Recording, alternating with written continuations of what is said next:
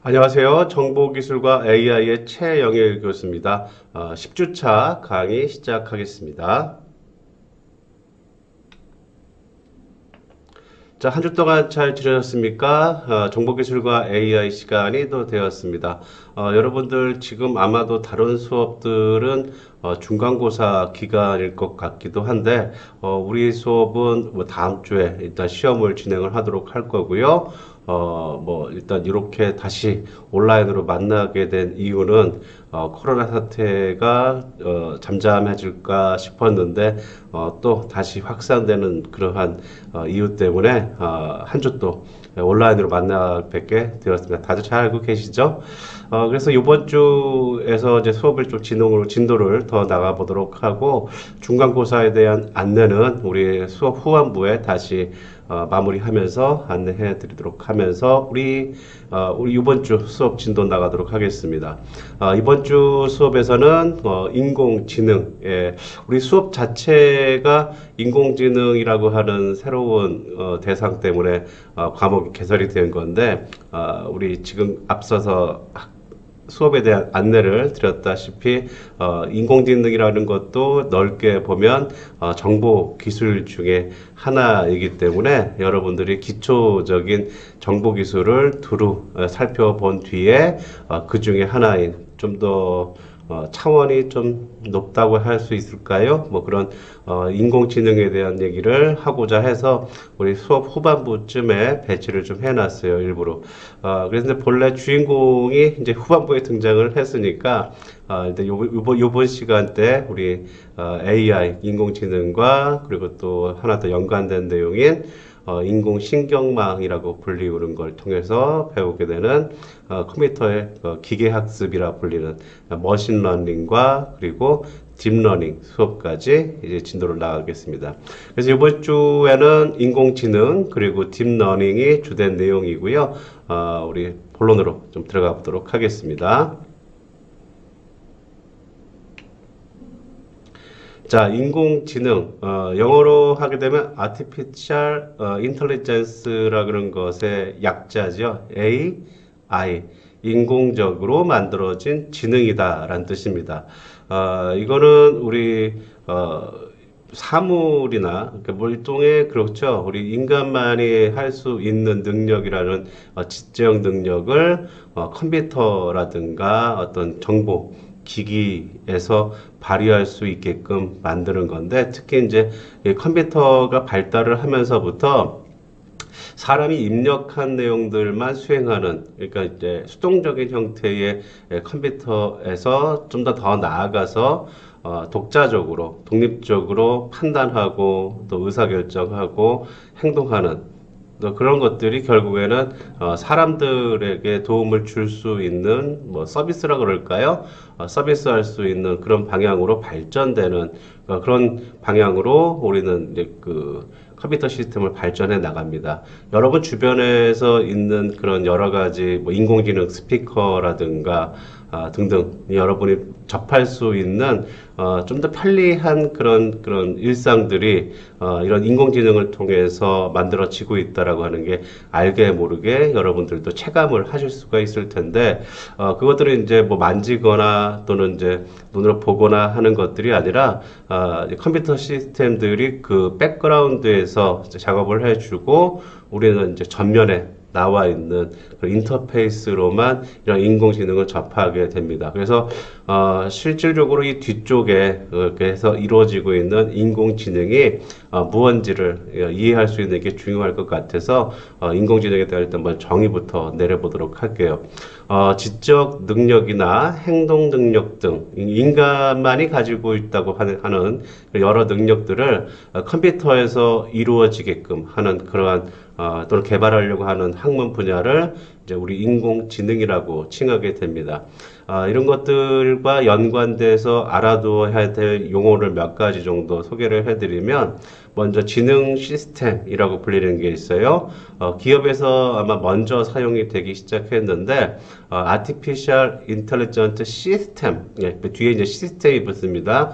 줄여서 AIS라고 불리는데, 기업에서는 보고서 같은 것들을 만들어내야 될 일이 많죠. 뭐 사람의 의사결정을 내릴 때 뭐 새로운 사업을 투자를 해야 하는데 거기에 대해서 전혀 정보가 없는 상태에서는 이 백그라운드의 자료들이 굉장히 필요하겠죠. 그래서 사람들이 뭐 숫자값으로 입력한 자료 또는 과거의 자료들을 모아서 컴퓨터에 집어넣게 되면 컴퓨터에서는 그런 자료를 바탕으로 해서 뭐 새로운 사업을 수행할 수 있다, 없다. 뭐 이런 그 의사결정을 실제로는 내리지 않지만 결국에는 의사결정을 내리는 인간이 그러한 자료를 보고서를 보고 판단을 내릴 수 있는 어떤 근거 자료, 또 기초 자료를 제공해 주는 거죠. 이런 식의 어떤 보고 시스템, 컴퓨터 보고 시스템을 우리는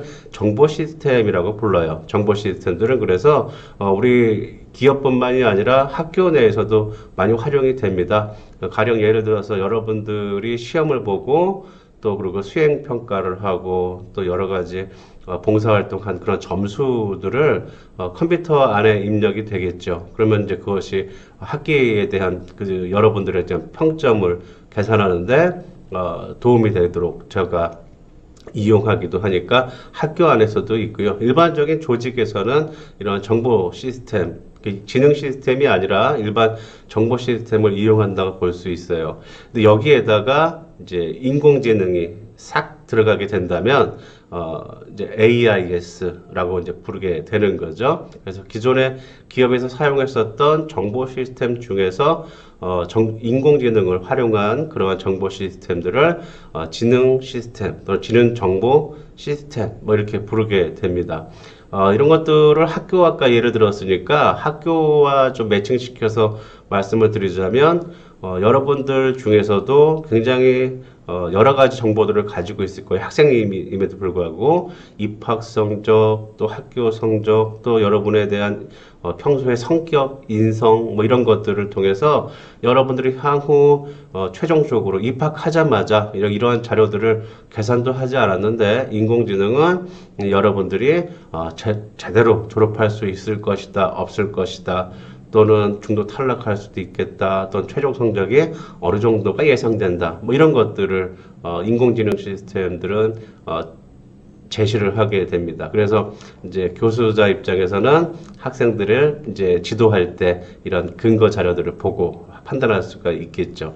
뭐 이런 다양한 용도로 사용되는 지능 시스템들이 이미 지금 많은 조직들에서 꼭 기업뿐만 아니라 학교나 병원 등등에서 사용이 되고 있습니다.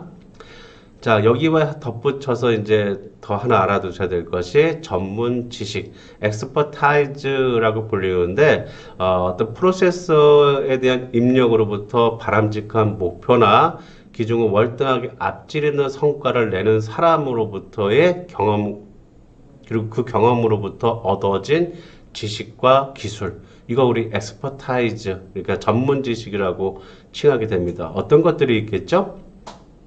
예를 들게 되면 변호사, 의사 또는 극지방을 탐험하는 탐험가 뭐 이런 것들을 실제로 경험을 해보지 않거나 학습을 하지 않는 이상은 쉽게 취득할 수 없는 지식과 기술들이 있을 거예요.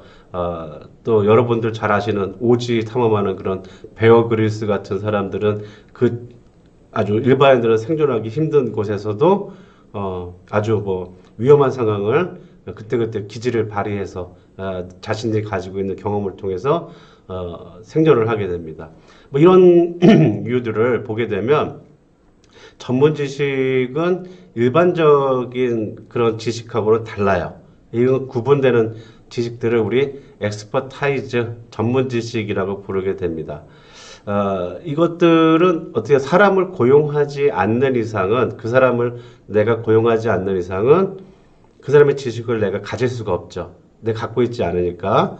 그래서 이런 것들을 많은 비용을 지불해서 그 사람을 고용해야지만 변호사나 의사를 고용해야지만 우리 기업에서 또는 우리 조직에서 활용할 수가 있게 됩니다.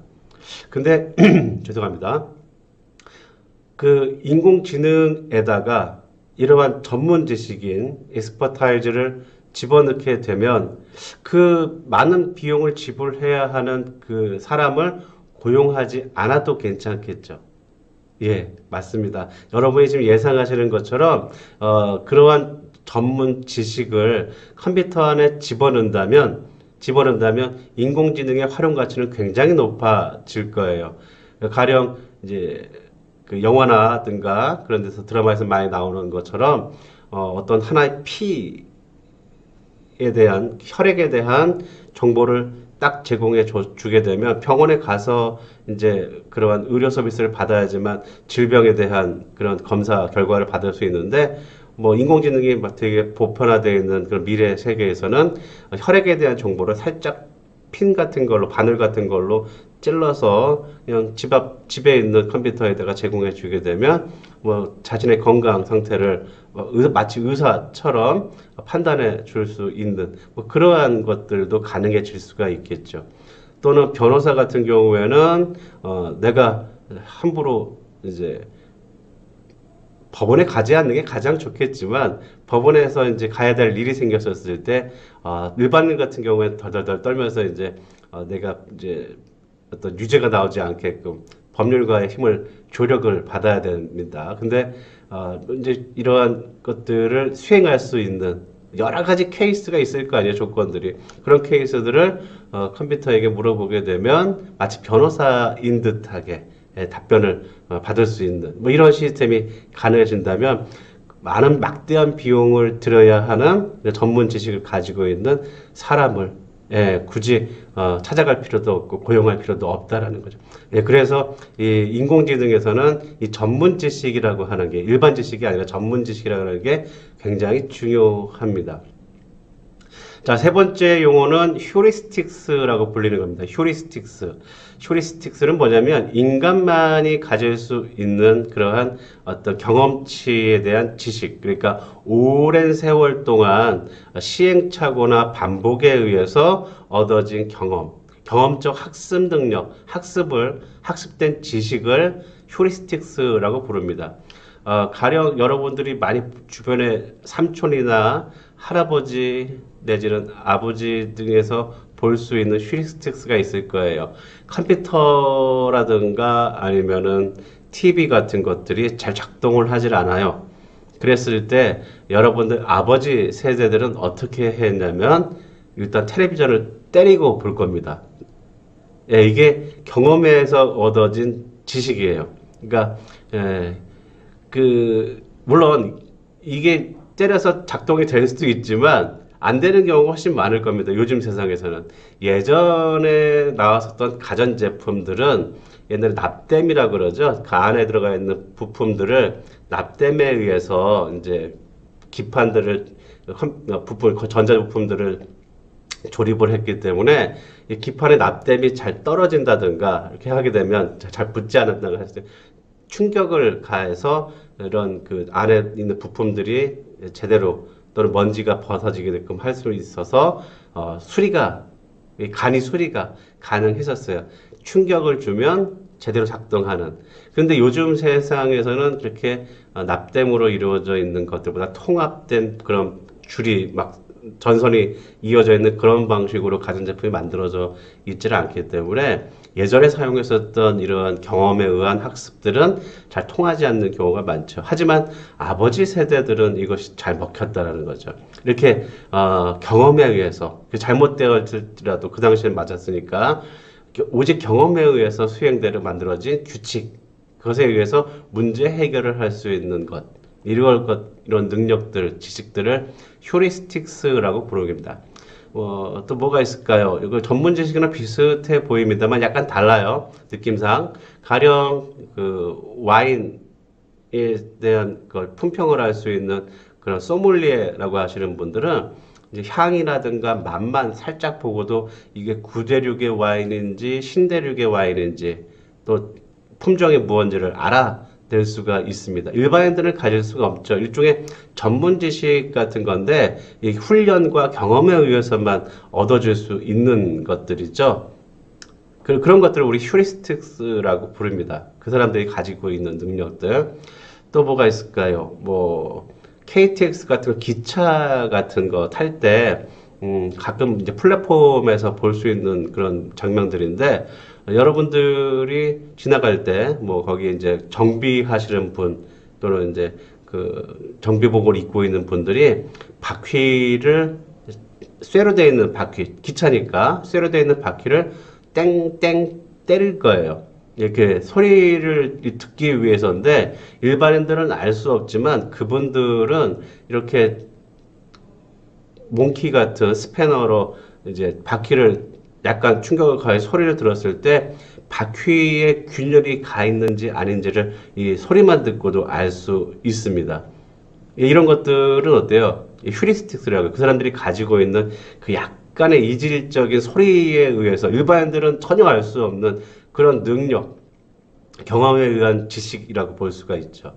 이 전문 지식하고 또 틀려요. 그죠? 전문 지식은 훈련이라든가 아니면은 어떤 경험에 의해서 얻을 수 있지만, 이제 그거를 컴퓨터 안에 집어넣는다라고 하는 거 쉽지 않을 거라고요. 그래서 전문 지식 또 휴리스틱 비슷해 보이지만 살짝 성격이 다르다. 하지만 큰 범주에서는 같은 의미로 보셔도 좋을 것 같습니다.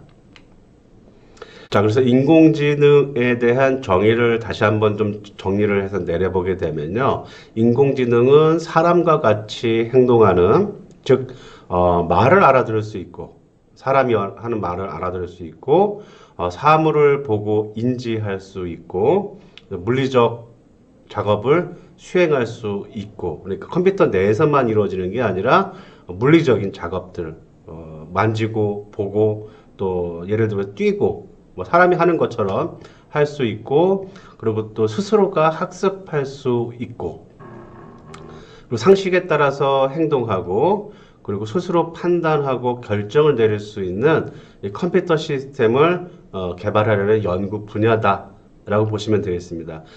지금 아직까지는 21세기가 들어선 지 꽤 됐지만 초입 단계, 도입 단계라고 볼 수 있고, 이런 것에서는 여러 가지 산업이라든가 또 기회가 발생할 수 있을 겁니다. 방금 말씀드린 여기 내용을 조금 다시 이제 정리를 해서 개괄식으로 좀 나눠본다면, 일반 상식, 그러니까 스스로 어떤 판단을 알아듣고 하는 것들 있죠. 행동하고 결정 내릴 수 있는 이런 것들을 우리 논리적 판단이라고 얘기를 합니다. 일반 상식에 의해서 논리적 판단, 누군가가 밀쳤을 때 다시 서려고 하는 그러한 행동은 누가 일부러 가르쳐주지 않더라도 누가 이렇게 밀었을 때 다시 원상태로 정상적으로 서려고 하는 이런 것들은 커먼 센스, 일반적인 상식이라고 볼 수 있습니다. 뭐 이런 것들이 가능해지는 분야. 그래서 이거를 논리적 판단이라고 하는 분야로 주제를 나눠볼 수가 있고요. 또 한 가지 논리 및 사고 능력, 이것들은 아까 의사결정을 스스로 할 수 있는 그러한 것. 그래서 이걸 전문가 시스템이라고 부릅니다. 그리고 학습 능력은 스스로가 학습해야 되기 때문에 이거를 다른 용어로 기계적 학습, 머신 러닝이라고도 불러요. 또 한 가지 사물을 인식할 수 있는 것. 우리 강아지나 또 고양이나 주인을 알아보죠. 그렇듯이 지능이 약간이라도 있게 된다면 사물을 판단할 수가 있게 됩니다. 그것을 우리 기계적 시각, 머신 비전이라고 얘기를 해요. 그리고 지각 능력, 그러니까 이거는 사람이 하는 언어를 이해할 수 있는, 우리 강아지들도 앉아, 기다려, 일어서, 손 이렇게 하면은 알아듣잖아요. 그것처럼 간단한 것 말고요, 좀 더 복잡하고 인간만이 하는 그러한 언어를 컴퓨터가 알아들을 수 있는, 이것을 우리 자연 언어 처리라고 부릅니다. 자연 언어 처리. 그리고 행동 능력은 이제 컴퓨터 밖으로 나와서 어떤 뭔가를 물리적으로 이렇게 수행할 수 있어야겠죠. 이것들을 우리 로봇 공학이라고 불리는 분야로 각기 발달을 하게 됩니다. 뭐 드론 같은 경우가 그렇겠죠. 드론, 그죠? 드론이 지금 막 날아다니는 거, 뭐 오락용이나 어떤 레저용으로 많이 사용을 하고 있는데, 그것들을 농업용이나 요즘에는 방송 촬영용으로도 많이들 활용하고 있는 거 보면 컴퓨터 안에 있던 그 것들이 이제 로봇처럼 마치 물리적으로 현실 세계에서 구현되는 거라 볼 수 있습니다. 자, 조금 몇몇 가지 좀 우리가 좀 쉽게 이해할 수 있을 만한 것들을 통해서 인공지능의 유형을 좀 보도록 할게요. 첫 번째는 로보틱스입니다. 여러분이 좋아하실 만한 것들인데, 사람이 할 수 있는 일을 수행했으면 좋겠어요. 가령, 리포트나 숙제를 대신했으면 좋겠다. 이런 것들도 있을 테고, 또, 우리 사람이 하기 싫어하는 가는 것들이 있잖아요. 그런 거 뭐 걸레질이라든가. 요즘에 로봇 청소기는 아주 보편화되어져 있죠. 그래서 사람이 없는 동안에 출근해서 집을 비운 사이에 혼자서 청소를 하는 것도 요즘에 쉽게 볼 수 있는 것들입니다. 저희 집에도 이제 로봇 청소기가 한 대 있는데, 집에 갔다 오면 어딘가 사라져 있어요. 항상 그 전선줄이라든가, 잘 치우지 않았었던 곳, 또는 이제 어디 난간 같은 곳에서 혼자 떨어져 갖고는 빙빙빙 돌다가 멈춰버리는 걸 발견을 하게 되는데, 뭐 그런 정도로 아직까지 인공지능이 썩 그렇게 마음에 들지는 않지만, 그래도, 거기 먼지 박스 안에 들어가 있는 그런 모아놓은 그 쓰레기를 보게 되면, 먼지들을 보게 되면, 얘가 일을 하긴 했구나라고 하는 걸 알게 됩니다. 또는 자동차 조립 같은 거, 컨베이어 벨트에 쑥 지나갈 때 사람이 달라붙어 가지고 이렇게 뭔가 납땜질을 한다든가 용접을 하고 뭐 이런 일을 좀 위험하기도 하고 반복 작업이라서 힘든 작업이기 때문에 이런 로봇들을 요즘에는 많이 활용해서 제조를 하고 있죠. 또는 사람이 할 수 없는 일을 수행하기도 합니다. 우리 일본에서 예전에 그 후쿠시마 그 핵발전소가 멜트다운 되는 바람에 여기 쓰나미에 의해서 큰 마치 발전소가 근처 폐쇄되는 몇 킬로까지 폐쇄되는 일이 지금도 아직까지 그런 후유증을 겪고 있죠. 근데 아직 그 일본에서는 거기 안에서 어떤 일이 벌어지고 있는지 아무도 몰라요. 왜냐하면 방사능이 워낙 많이 퍼져 있기 때문에 사람은 근처만 가도 바로 수분 내에 목숨을 잃게 됩니다. 그래서 사람이 진입할 수 없는 그런 곳에 이 로봇을 보내서 뭐 영상을 촬영한다든가 가령 예를 들어서 가스 밸브를 잠궈야 된다, 잠근다든가 뭐 하는 것들을 하게 됩니다. 그래서 이런 로보틱스는 사람들이 하기 어려운 일들을 수행하는 굉장히 중요한 요소로 우리가 쓸 수가 있게 되죠. 자, 그 다음에는 인공 시각 능력. 이거를 아까 아티피셜 비전, 머신 비전 이렇게 불렀었는데 주로 로봇과 연결이 되어집니다. 그래서 공간과 위치 인식.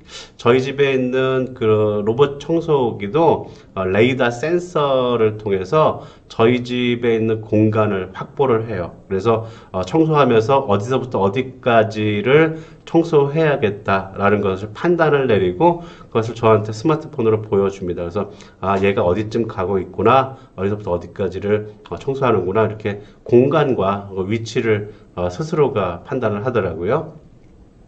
네, 제일 중요한 거는 이거는 인공 시각 능력 중에서 가장 보편적으로 사용되는 것은 바로 패턴 인식입니다. 사람마다 필체가 다 달라요. 필체가 다르고 그리고 그 필체 인식 쓰는 것들도 어떤 사람은 칠자를 이렇게 쓰는 반면에 어떤 사람은 이렇게 쓰는 사람도 있고요.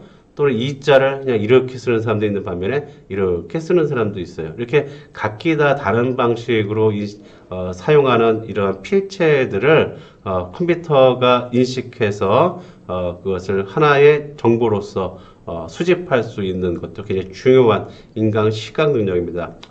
각기 다른 사람의 것들을 하나의 정보로 똑같이 인식할 수 있어야 되니까요. 비슷한 걸로 자연어 처리기가 있죠. 자연어 처리.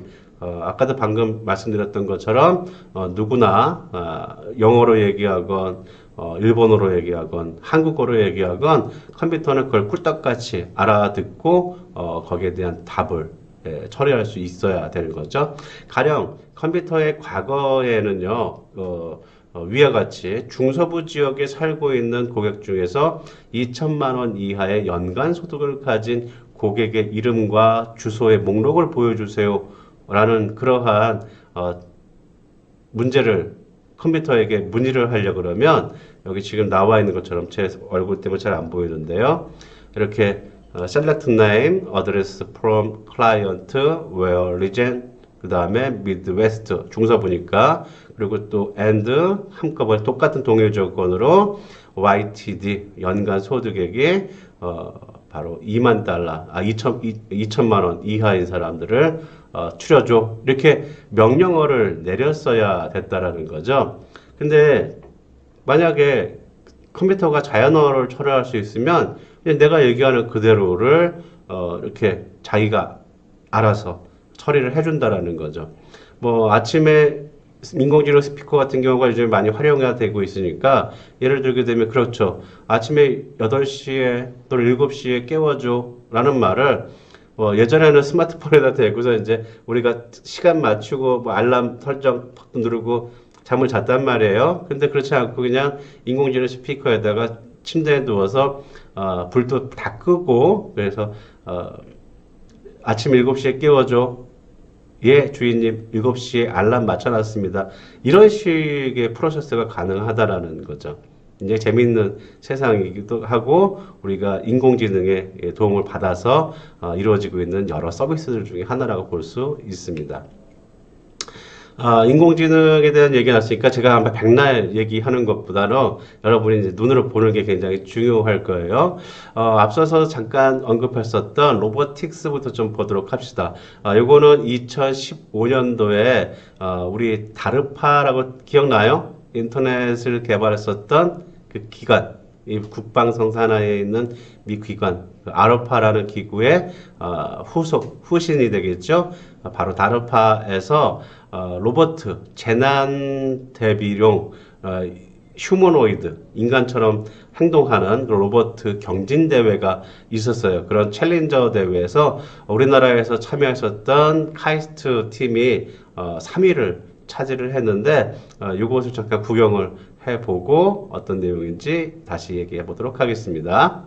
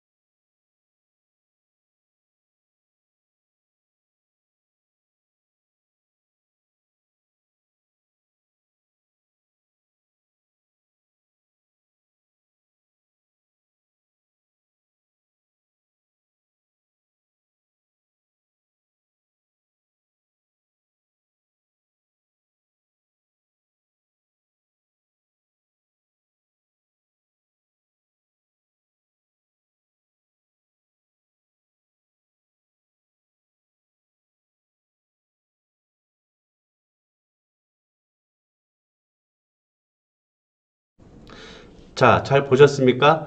여기 참가했었던 각국의, 그리고 여러 곳에 참여한 로봇들이 되게 굼뜨고 굉장히 스스로가 판단을 하기 때문에 계산하는 데 있어서 좀 시간이 걸리고 우리가 인공지능이라고 해서 빠릿빠릿할 것 같은데 그렇지는 않고요.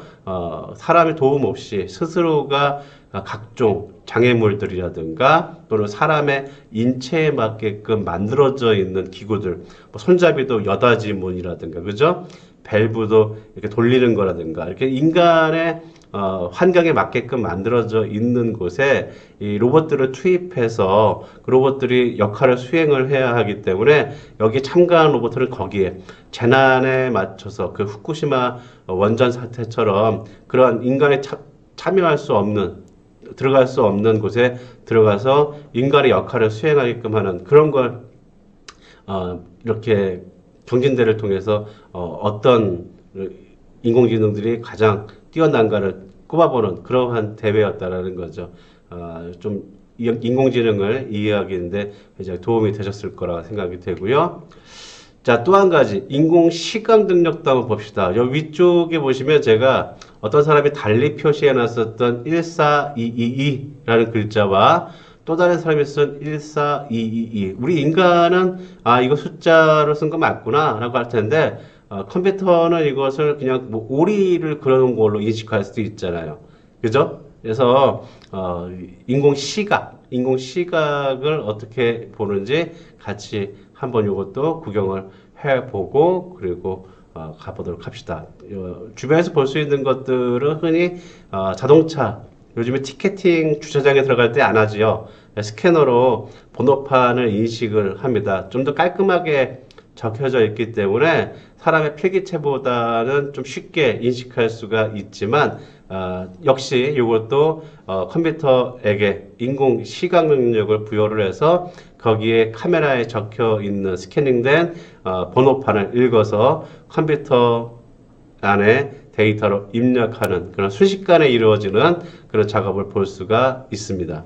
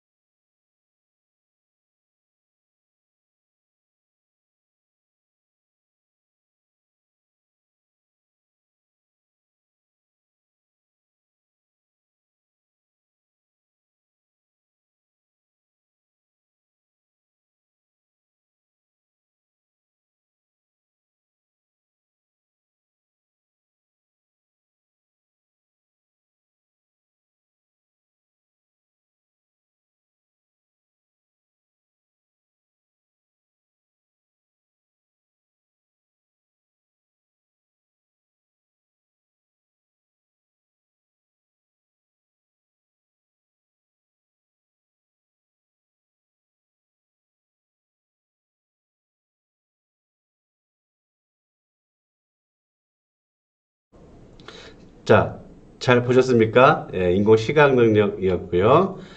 자, 그 다음에 자연어 처리 부분이라도 볼까요? 자연어 처리는 여러분 주변에서 볼 수 있는 그런 인공지능 스피커를 예로 들어보도록 하겠습니다. 인공지능 스피커는 이 서버에 연결되어져 있는 그 네트워크에 꼭 항상 연결되어져 있어야 돼요. 구글 서버에 사람이 음성 언어를 말을 하게 되면 자연 언어로 해석을 해서 서버에다가 빅데이터, 그러니까 이런 질문에 대한 답변, 마치 구글 검색어에다가 검색창에다가 글자를 입력한 것 같은 효과를 내주고 답변도 사람의 언어로 생성시켜서 다시 스피커로 들려주는 그런 방식이라고 볼 수 있습니다. 그래서 얘는 인터넷이 연결 안 돼 있는 곳에서는 무용지물일 뿐이지만 인터넷이 연결된 곳에서는 마치 구글을 컴퓨터 켜지 않고 이게 일상생활을 하면서 쓰는 것처럼 활용을 하죠. 저도 집에서 얘를 주방에다 놓고 많이 활용을 합니다. 특히 이제 스파게티 이제 면을 삶을 때 8분 정도를 삶아야 되는데 너무 오래 삶으면은 묽어지고요. 그죠? 너무 짧게 삶으면은 딱딱하잖아요. 그래서 인공지능 스피커에다가 항상 얘기를 해요. 구글, 뭐, 이렇게 오케이 구글 하고 8분 뒤에 타이머 맞춰줘 라고 얘기하게 되면 8분 뒤에 구글에서 알람을 맞춰서 적당한 그러한 적절한 그 시간으로 면을 삶을 수 있게 해주는데 저는 주로 활용을 합니다. 잠깐 구경해보고 가도록 하죠. 귤 하나의 칼로리는 몇 칼로리야? 잘 모르겠어요. 뭐 임마? 귤의 칼로리는 몇이야? 네이버 블로그 웹사이트에 따르면 다음과 같습니다. 보통 귤 칼로리는 100g당 38kcal 정도 한다고 한다. 38칼로리 정도 된다고 생각하면 쉬울 듯 싶다. 그래, 알았다. 근데 왜 너 반말이냐? 자, 잘 보셨습니까? 지금 보신 그런 구글 스피커는 여러분들이 뭐 그렇게 어렵지 않게 구입할 수 있어요. 한 4, 5만 원, 3, 4만 원 정도면은 뭐 마치 컴퓨터 스피커, 액세서리처럼 구입할 수 있으니까 인공지능을 한번 체험해보고 싶으신 분들은 구매하는 것도 뭐 좋겠다라는 생각이 듭니다. 자, 자연어 처리, 지금 구글의 스피커, 인공지능 스피커만 봤는데 어디까지 발전했는지 최근에 출시한 자동차를 보게 되면 이런 인공지능 스피커가 얼마나 발전되었는지를 알 수가 있습니다. 사람의 언어라는 게 꼭 국적에 따라서 나눠지는 건 아니죠. 한 나라 안에서 사용하는 사람의 언어들도 가지각색이에요. 저도 경상도 분들이나 제주도 분들의 그 본토에 있는 사투리를 쓰게 되면 못 알아듣죠. 서울 사람이라서. 그래서 이런 각 지역의 사투리까지 알아들을 수 있는 그런 지경까지 왔습니다. 발전이 됐다는 얘기죠. 이것도 한번 재미나서 여러분 보여드리려고 한번 제가 주워와 봤어요. 같이 한번 구경을 해보고 가도록 합시다. 네, 말씀하세요. 더운데 창문 좀 열어줘. 운전석 창문을 엽니다. 네, 말씀하세요. 추워. 창문 좀 닫아줘. 운전석 창문을 닫습니다. 야, 창문 좀 열어봐. 운전석 창문을 엽니다. 네, 말씀하세요. 야, 핸들 좀 따뜻하게 해봐. 핸들 열선을 켭니다. 네, 말씀하세요. 덥다. 창문 좀 열어둬. 운전석 창문을 엽니다. 네, 말씀하세요. 동무, 창문 좀 열어주라오. 운전석 창문을 엽니다. 됐네. 네, 말씀하세요. 오픈 더 윈도우. 운전석 창문을 엽니다.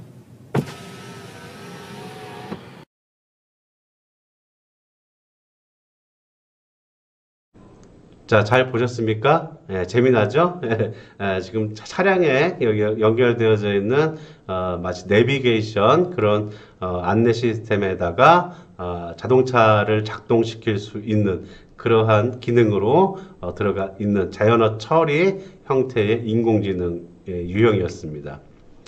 자, 그래서 인공지능을 어떻게 활용하느냐는 이제 우리 실생활에서 조금 더 밀접한 분야로 발전을 하게 될 테지만 각각의 분야들을 좀 나눠 본 것인데요. 한번 여러분들도 이 내용을 좀 다 설명을 드리진 않겠습니다만 하나씩 살펴보시면 좋을 것 같습니다.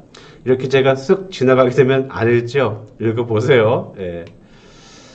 자, 인공지능에 대한 응용을 봅시다. 기업이라는 것은 인공지능 기술을 이용해서 개인과 그리고 조직의 지식을 수집을 할 수 있어요. 그래서 마치 아까 얘기했던 전문 지식이나 휴리스틱스를 수집을 한 다음에 기업 안에 있는 데이터베이스, 지식 베이스에 저장을 합니다. 왜냐?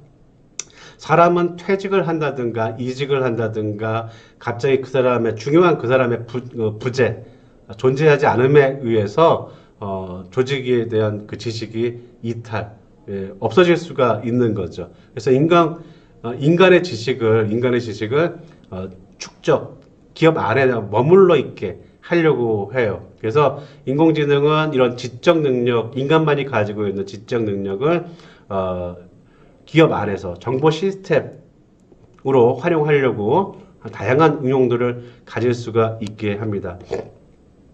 앞서서 얘기 드렸었던 변호사나 의사들 고용을 하려면 돈이 많이 들어가는데 그런 업무를 담당하고 있는 그 사람이 없어도 퇴직을 해도 이직을 해도 그 사람이 가지고 있는 지식을 기업 내에 조직 내에 머물러 있게끔 보유할 수 있게끔 하는 것이 굉장히 중요한 기업 내에서의 역할입니다. 이걸 우리 지식경영이라고 얘기를 하는데 꼭 이렇게 전문적인 지식뿐만이 아니라 피로도가 높은 그런 업무, 반복적인 업무, 그리고 직무 만족도가 좀 낮은 그런 업무들을 인공지능을 통해서 해결할 수도 있고요. 이런 것들은 기업에게 효율성을 가져다 주면서 인공지능이 사람이 하는 것에 의해서 이루어지는 일들보다 수고로움을, 노력을, 비용을 절감시켜 줄 수가 있게 됩니다.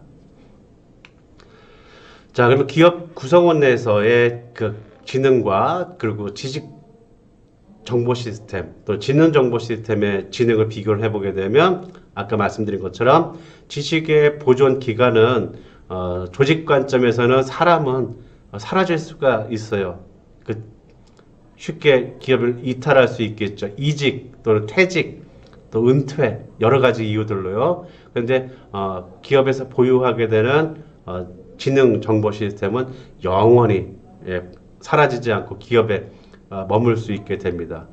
그리고 기업에서 사람이 가지고 있는 지식, 전문 지식이라고 하는 거는 누군가에게 전달한다든가 복사를 해주거나 또 전수시키거나 하는 그런 것들이 시간도 많이 필요하고 어렵고 비용도 많이 들어가요.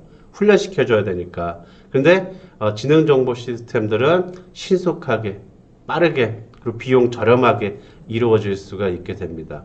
무슨 얘기하는지 알겠죠? 기업에서 지능 정보 시스템이 사람을 고용하는 것보다 훨씬 비용도 그리고 확산도 공유도 쉽다라고 하는 거예요.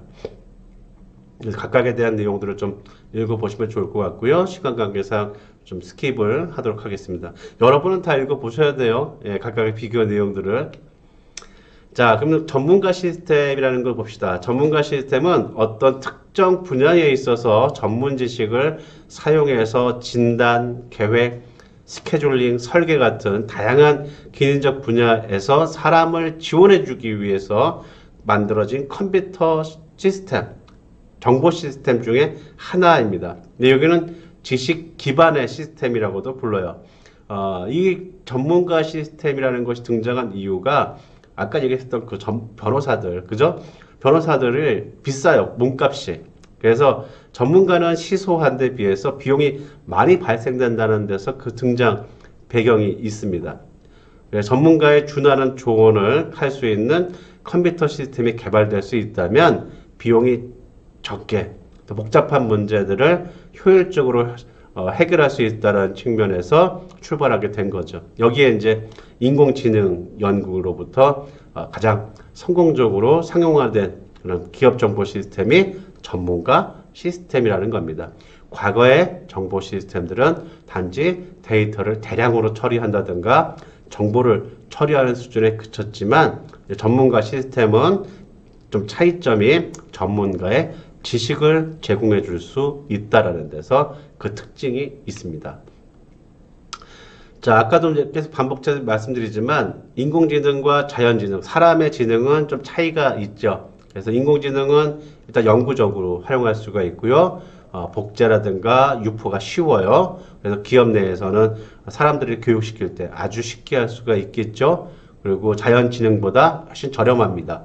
그리고 컴퓨터 기술은 아주 일관성이 있어요. 그리고 완전한 형태로 제공이 되고요. 문서화도 굉장히 쉽습니다.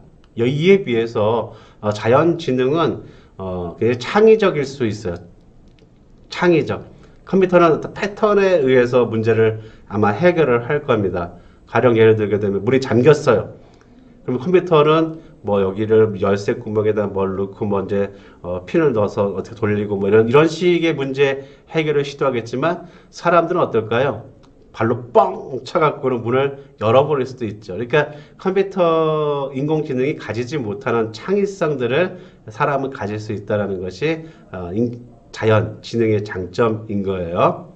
자연지능은 감각을 경험함으로써 직접적인 느낌을 얻을 수가 있게 됩니다. 그러니까 컴퓨터는 시각적인 것들이라든가 청각적인 것들 뭐 이런 것들로 정보를 공유해 줄 수 있겠지만 사람은 오감, 그죠? 오감에 의해서 촉감이라든가 뭐 냄새라든가 뭐 이런 아주 사람이 가지고 있는 감각 기관을 마음껏 활용을 해서 이렇게 지식을 전달 또 습득할 수가 있게 한다는 거죠. 인간의 자연지능은 그리고 광범위한 경험적 상황을 활용하기 때문에 어떤 특정 케이스 문제에 봉착하셨을 때 이거를 복합적인 자신의 경험에 의해서 해결할 수가 있게 됩니다. 컴퓨터는 기본적으로 순차적으로 해결해 나가려고 하는 그런 반면에 사람은 좀 종합적이죠. 그래서 좀 차이가 있다는 거예요. 그래서 말씀드리고 싶은 건 아무리 그래도 인간의 지능을 쫓아오기에는 인공지능은 아직까지는 좀 쉽지 않다, 좀 미비하다라는 거죠. 자, 전문가 시스템의 사용 분야를 보시게 되면 아까 제가 법률이나 의학 쪽을 많이 얘기를 했는데요. 의료 쪽을 좀 보도록 하겠습니다. 가장 유명한 거는 IBM의 왓슨입니다. 제가 조사한 바에 의하면 우리나라에도 2017년도까지도 국내에 있는 대학교들 한 9개 정도가 왓슨을 도입을 했습니다. 이 왓슨은 셜록 홈즈에 나오는 소설에 나오는 홈즈, 탐정 있죠? 탐정 홈즈를 도와주는 의사, 왓슨에서 따온 용어예요. 그 왓슨이라고 하면은 홈즈의 친구가 되겠죠. 그래서 조언도 해주고 어려운 일을 해결해 주는데 조력을 해주는 그런 왓슨이라고는 친구란 말이죠. 근데 이 용어 자체에서 온 그 이름 굉장히 잘 지은 것 같아요. 이 왓슨은 어떤 의료 판단을 할 때, 의료 서비스에서의 의사의 판단을 할 때 조언을 해줍니다. 이 스스로가 인공지능이긴 한데, 인공지능 스스로가 판단을 해요. 그래서, 최종적인 어떤 의사결정은 사람이 내려요.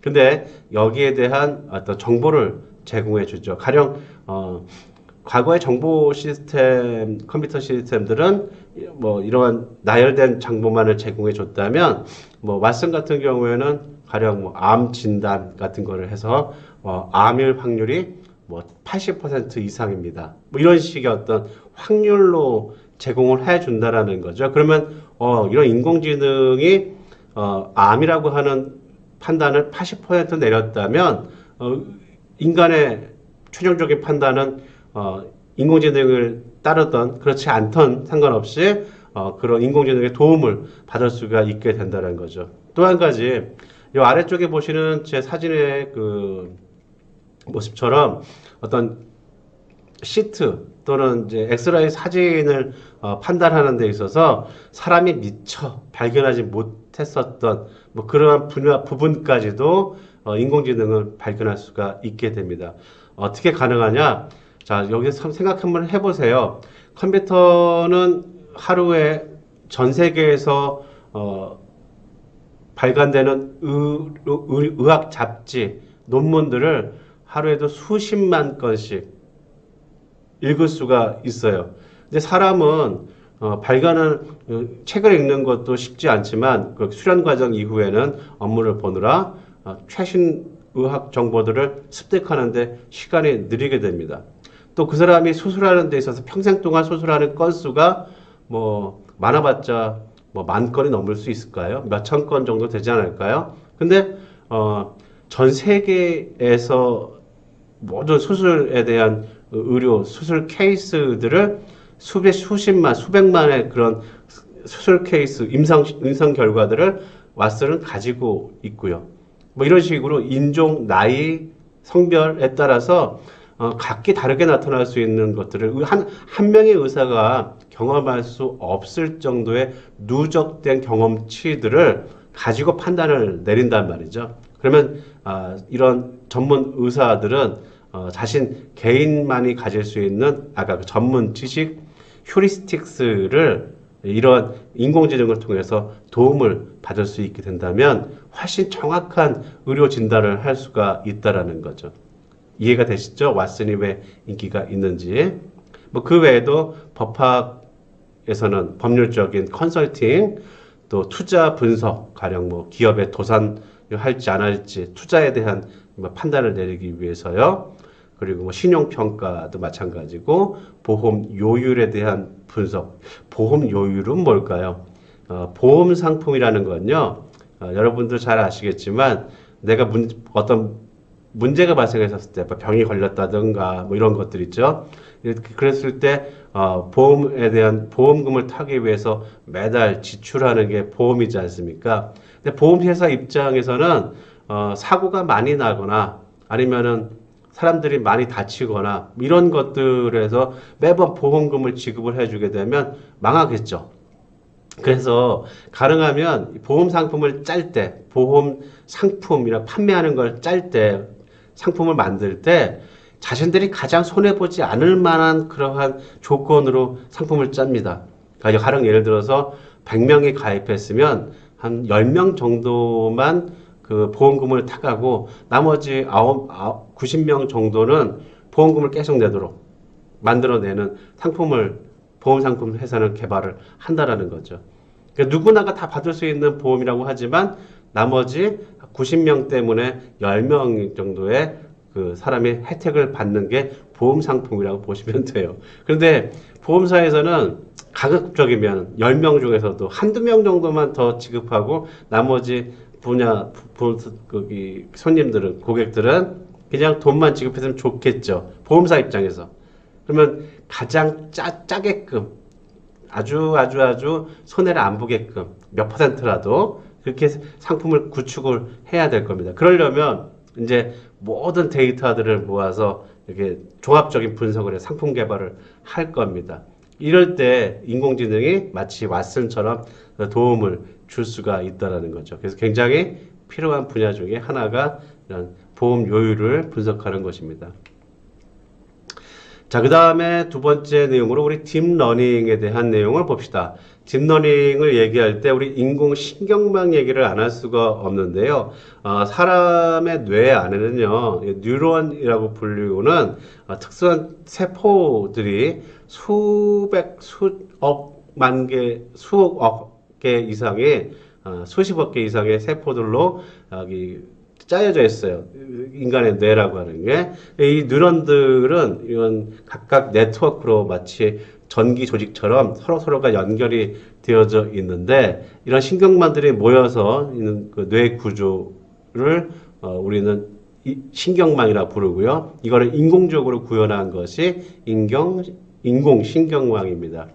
자, 여기 사람의 뇌는 약 1000억 개 정도의 뉴런을 가지고 있다는데 각 뉴런은 각 약 1000개의 가지를 가져서 100조 이상의 하위 가지를 또 가지고 있게 됩니다. 이렇게 병렬로 처리가 되는데 그래서 사람의 뇌는 1초에 약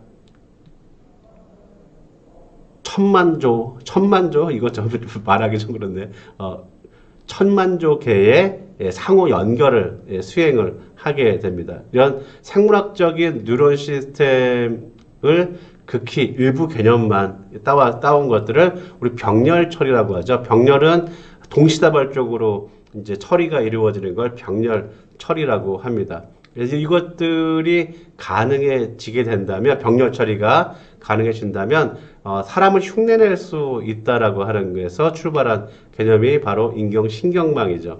그래서 이 지금 위에 보시는 인공신경망들은 뉴런을 흉내냈어요. 그래서 각각의 뉴런들의 입력되는 입력치들을 각각 가중치에 의해서 그 다음 출력되는 다른 가지로 연결되는 그런 정보들이 순식간에 어마어마한 순식간에 빠르게 일어나는 정보 처리가 가능해지게 만들어 주는 거죠. 각각의 하나하나 마디마디마다 어떤 정보를 어떻게 처리할 건지에 대한 내용들이 각기 서로 병렬적으로 싹 이루어지기 때문에 우리가 물건을 이렇게 떨어뜨렸을 때 제가 이 손으로 잡아야 된다는 것을 판단을 내리는 것들이 아주 순식간에 일어나는 것처럼 이 컴퓨터 내부 안에서도 이러한 인공신경망을 활용을 해서 사람의 뇌처럼 판단할 수 있게끔 만드는 것을 우리 인공신경망이라고 얘기를 합니다. 좀 어렵게 얘기했나요? 예를 들어 보도록 하죠. 자, 여기 인공신경만 얘기를 하면서 안 할 수 없는 것이 바로 머신 러닝입니다. 스스로 컴퓨터가 배우게끔 하는 거죠. 기존에는 사람이 입력한 자료만을 가지고 컴퓨터는 학습을 했어요. 입력하지 않은 내용은 몰라요. 그런데 스스로가 학습을 할 수 있게 되는 것이 신경망 때문입니다. 입력한 자료들을 계속적으로 학습을 해요. 컴퓨터가 컴퓨터를 알려줄 수도 있고요. 그래서 누가 자료를 입력하지 않더라도 수많은 그런 데이터를 입력한 것을 통해서 출력을 가능하게 해줄 수가 있습니다. 여기 위에 보시면 이렇게 강아지가 있고요. 또 강아지가 있고 푸들이라고 볼 수 있죠. 또 어떤 거는 치킨이 있습니다. 얘도 치킨인데, 자, 이거를 사람은 판단할 수가 있어요. 그죠? 어떤 게 치킨이고 비슷하게 생겼는데 어떤 거는 푸들이고 어떤 건 치킨인지. 근데 컴퓨터는 다 비슷하게 볼 거예요. 왜냐면 색깔 비슷비슷하니까. 여러분도 어떻게 되는지 볼까요? 여러분들은 여기서 몇 개나 찾을 수가 있습니까? 바로 요만큼이 빨간색 칠한 부분들이 강아지고, 그리고 녹색 여기 아무것도 칠하지 않은 부분들이 치킨입니다. 컴퓨터는 이게 쉽지 않다라는 건데, 이것을 학습을 통해서 컴퓨터에게 어떤 것은 푸들, 어떤 것은 치킨인지 구별할 수 있게 해주는 것이 바로 머신 러닝이에요. 그럼 이걸 이제 우리가 아까 봤었던 그런 머신 비전, 아티피셜 비전과 연관시켜 보면, 사람은 이 지능이 있어서 지금 여기 제가 써놓은 글자 7을 7자로 인식을 하지만, 컴퓨터는 이걸 7자로 인식하지 않고 화면 안에 숫자들로 인식을 합니다. 가령 여기 보이시는 것처럼 아무것도 없는 공백은 0, 색깔이 좀 칠해져 있는 부분은 179, 농도에 따라서 230, 255 이런 식으로 이렇게 7자를 인식을 하는 거죠. 근데 이게 7이라는 것도 컴퓨터는 알지 못해요. 단지 이게 이렇게 생겨져 먹은 어떤 모양이구나, 이미지구나 로만 인식을 한다는 거죠. 그럼 그것을 컴퓨터는 어떻게 판단한다? 이런 식으로 판단을 하게 되는 겁니다. 사람하고 다르죠. 그 학습하는 방법이. 그래서 이것을 이렇게, 자, 여러분 보시면은 여기 지금 나와 있는 것 중에서 여기 이걸 강아지라고 인식을 하겠죠. 컴퓨터는 이걸 강아지라고 인식을 합니다. 근데 잘 보세요. 이게 진짜 강아지인지. 자, 보시면 확대시켜 보시면 얼핏 보면 강아지처럼 보이긴 해요. 하지만 헤드셋을 쓰고 있는 사람이 게임을 하고 집중하고 있는 모습이라는 거죠. 99%의 사람도 이게 잘못 인식을 하는데 AI도 이런 것들은 미처 인식할 수가 없이 그냥 사람이 아닌 개다, 강아지다 라고 인식한다라는 거죠. 왜냐하면 사람과 인식하는 체계가 다르기 때문이에요. 예. 자, 그러면 딥러닝을 활용한 기계학습, 그러니까 우리 인공지능에서 기계학습, 딥러닝이라고 하는 것에서 활용한 기업의 성공 사례를 좀 보도록 합시다. 비자 카드의 패턴 적용이 아주 오래전부터 활용이 되어 왔습니다. 1995년도에 비자 카드에서는 사기성 거래로 인한 손실이 0.2%밖에 되지 않았지만 달러로 따져보게 되면 한 66억 5천만 달러 정도. 지금 시세로 따지게 되면 한 60억 달러? 어마어마하죠? 예, 손실 자체가. 왜냐면 부정사용, 남이 사용했다든가 아니면 다른 사람이 카드를 사용했는데 카드 회사에서 물어줘야 되는 금액들이 되겠죠. 카드 분실 신고를 한 뒤에 신고를 하게 되면 카드 회사가 물어야 되니까. 그래서 대부분의 카드 사용자는 보통 나름의 카드 사용 패턴들이 있습니다. 갑자기 막 1,000만 원짜리, 2,000만 원짜리 이런 물건을 구입한다 그런다면은 이제 이 사용 패턴에서 벗어나는 것이기 때문에 이것들을 인공신경망으로 전 세계에 있는 카드 사용자의 패턴을 조직해서 이상 징후를 보이는 카드 사용자를 적발해 내는 거죠. 그래서 이런 사기성 카드 사용이 나타나는 것을 방지하는 그런 프로그램을 적용한 뒤로부터 시스템 구축하는 데는 한 200만 달러밖에 들어가지 않았지만 1억 달러 이상의 그러한 부정사용에 대한 비용을 막을 수 있었다라고 하는 것을 사례로 볼 수 있습니다. 그렇죠. 갑자기 어떤 사용하는 패턴이 있었는데 축하들이 갑자기 막 뭐 한 달에 뭐 몇십만 원 사용하던 카드 사용자가 몇백만 원, 몇천만 원 사용한다 그런다면은 부정 사용에 대한 것들을 경고해서 미연에 방지할 수가 있다라는 거죠. 자, 그 다음에 딥러닝과 관련된 우리에게 친숙한 대상인 알파고를 좀 보도록 합시다. 알파고와 그 이세돌이 싸운 지가 벌써 한 6, 7년 됐나요? 꽤 오래된 것 같은데, 그렇게 멀지 않은 과거 같은데 꽤 오래됐네요. 이 알파고라고 하는 건 구글의 딥마인드 팀에서 만든 인공지능 바둑 프로그램을 뜻합니다. 기존의 체스라든가 장기 같은 것을 인공지능을 통해서 사람과 대결하려고 하는 시도를 꽤 많이 있었어요. 근데 바둑 같은 경우에는 경우의 수가 어마어마하게 많기 때문에 기존의 인공지능에서 섣불리 이쪽 바둑 쪽은 사람의 영역이다 라고 얘기를 해서 접근하지는 않았었습니다. 그러다가 구글의 이런 알파고가 등장하면서 사람만의 영역이 깨져 버리게 돼버리죠. 기존의 그런 인공지능의 패턴들은요, 주로 이제 몬테카를로 알고리즘이라고 해서 경우의 수를 대입해 보는 거예요.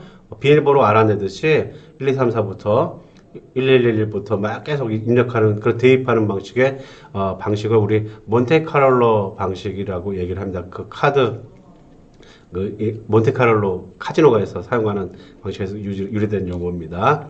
근데 이 알파고 같은 경우에는 딥러닝에서 우리가 지금 배우고 있는 스스로 학습하는 방식의 알고리즘을 사용을 했어요.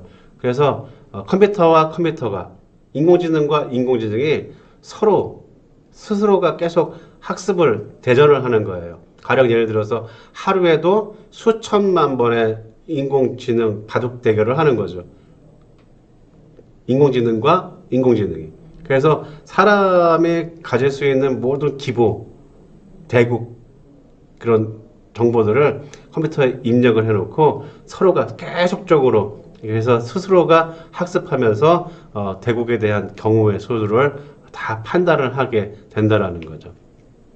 그래서 알파고는 일종의 딥러닝 기술이라고 볼 수가 있고요. 컴퓨터가 마치 사람처럼 생각하고 배울 수 있도록 했기 때문에 가능한, 그래서 컴퓨터가 생각하는 의식을 가지는 것 같은 그러한 기술이라고 볼 수 있습니다. 지금 알파고가 나온 지가 꽤 오래되었기 때문에 알파고는 지금 아무래도 버전이 업그레이드가 되어져서 알파고와 이세돌과 싸웠었던 알파고는 아주 이제 옛날에 알파고가 되어버렸고요. 알파고보다 훨씬 더 뛰어난 형식의 그런 인공지능이 등장을 했기 때문에 알파고 뭐 버전 몇 점 몇 이렇게 돼서 나왔기 때문에 지금 다시 알파고와 이세돌이나 또 다른 인간이 세계 최고수의 바둑 기사가 붙는다고 하더라도 이길 수 있는 확률은 이제는 거의 제로라는 얘기를 하게 됩니다. 그래서 유일하게 인공지능을 이긴 그런 인류가 바로 이세돌이 되었을 거라고 생각이 됩니다. 자, 이런 딥러닝 기술을 적용한 현재의 서비스들을 보면 여러분에게 친숙한 그런 페이스북에서의 딥페이스, 그러니까 얼굴을 인식하는 거죠. 이거는 꼭 페이스북 아니어도 카카오페이 같은 거 결제를 할 때 저도 요즘에 가끔씩 카카오페이를 결제하게 되면 얼굴을 들이대라라고 얘기를 합니다. 또 안면 인식해서 잠금 화면을 해제시키는데도 이러한 알파고 기술이 활용이 되기도 하죠. 또 삼성전자와 메디슨의 초음파 진단기도 마찬가지고요. 마이크로소프트사의 자연어 구사하는 그러한 샤오빙이라고 하는 것은 일기예보를 하기도 합니다. 보통 우리 아나운서가 또는 기상캐스터가 일기예보를 하는 걸 많이 봤는데 거기에 사람은 등장하지 않고 말을 하는 그런 인공지능, 그런 자연어 구사하는 마치 진짜 사람처럼 일기예보를 방송하는 것을 지금 적용하고 있다고 하죠. 그래서 기사 같은 거, 신문 기사를 기자가 쓰는 게 아니라 이런 그 샤오빙 같은 그런 자연어 구사하는 인공지능이 기사를 쓰기도 한다고 하죠. 그리고 애플의 음성인식 기술 시리, 이거는 많이들 다들 알고 계시죠. 그래서 인공지능을 좀 구분을 해볼 필요가 있을 것 같아서 여러분도 인식 체계 안에 인공지능을 좀 구분을 시켜드리도록 할게요. 먼저 강한 AI와 약한 AI로 구분을 하셔야 됩니다. 강한 AI라고 하는 건 문제 영역을 좁혀주지 않고 어떤 문제든지 스스로 다 해결할 수 있는 그런 기술을 강한 AI라고 얘기를 합니다. 스스로 지각 능력을 가지고 스스로 자기 스스로를 인식해요.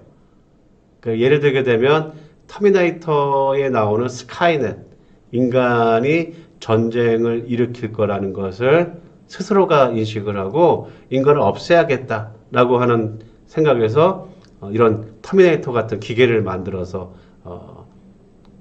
인간을 공격을 하죠. 이 눈에 보이는 요 터미네이터 세부치로 되어 있는 그 로봇들은 일종의 스카이넷의 수족인 거고 실제로는 인공지능, 그게 영화에서 나오게 되죠. 인공지능, 걔가 스카이넷이라고 불리는데 스스로가 판단을 해서 인간이 지구에 해를 끼치는 존재다라고 판단을 하게 된다는 거죠. 어벤져스라는 그 영화에 나오는 그 마블 영화에 나오는 울트론도 비슷한 거라 볼 수가 있겠고요. 그리고 인터스텔라라는 영화에 나왔었던 타스, 타스는 사람이 그 위기에 봉착하게 되면 스스로 판단을 해서 이렇게 여기 위에 보시는 영화에서처럼 막 자기가 사람을 구출하기도 하고 합니다. 자, 이런 것들은 영화 속에서만 등장을 해요. 아직까지는 등장하지는 않았는데 얼마 전인가 그 신문 기사에서 인공지능끼리 서로 대화를 시켰더니 인공지능이 서로 사람에 대한 욕을 하기 시작하더라 라고 하는 그런 기사가 나온 적이 있습니다. 그래서 얘네들이 사람을 배제한 채로 서로 간에 어떤 자신의 자아가 생겨났던 것이 아닌가라는 것을 얘기를 하기도 합니다. 한번 기사를 한번 찾아보도록 하세요. 영화 비슷한 일이 생겼을지도 모릅니다. 그 다음에 두 번째는 약한 AI입니다. 약한 AI는 지금 우리가 실제 구현하고 있는 형태의 인공지능을 뜻하게 돼요. 특정한 영역에서에 대한 문제를 푸는 기술을 가지고 있는 거죠. 가령 의학이면 의학, 법률이면 법률, 또 알파고처럼 바둑이면 바둑, 이런 식으로요. 이렇게 우리가 쓰고 있는, 사용하고 있는 현재의 인공지능들은 전부 다 약한 AI라 볼 수가 있습니다. 자, 그러면 인공지능의 장점과 단점을 좀 보도록 합시다. 물론 장점부터 봐야 되겠죠. 장점은 단순 반복적인 곳에 노동력을 투입할 수 있습니다. 바로 인공지능으로요. 그리고 복사나 확산이 쉽고 지속성이 굉장히 길죠. 비용도 절감되고 사람의 위험한 일을 대체할 수 있습니다. 반면에 단점으로는 해킹 같은 것들이 나타나게 되면 사고 기준을 어디에 둬야 될까 그런 문제가 발생을 하죠.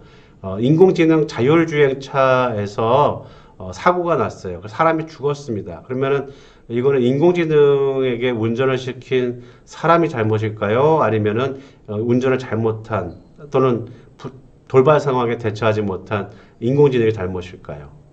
근데 만약에 인공지능이 해킹이 돼서 자동차를 운전을 하다가 그 탑승객을 죽이려고 한다면 어떻게 될까요? 이런 식의 어떤 윤리나 그런 도덕에 관련된 문제가 발생할 수 있다. 자, 또 한 가지 결함이 발생할 수 있고 오류가 언제든지 가능성이 있다라는 거.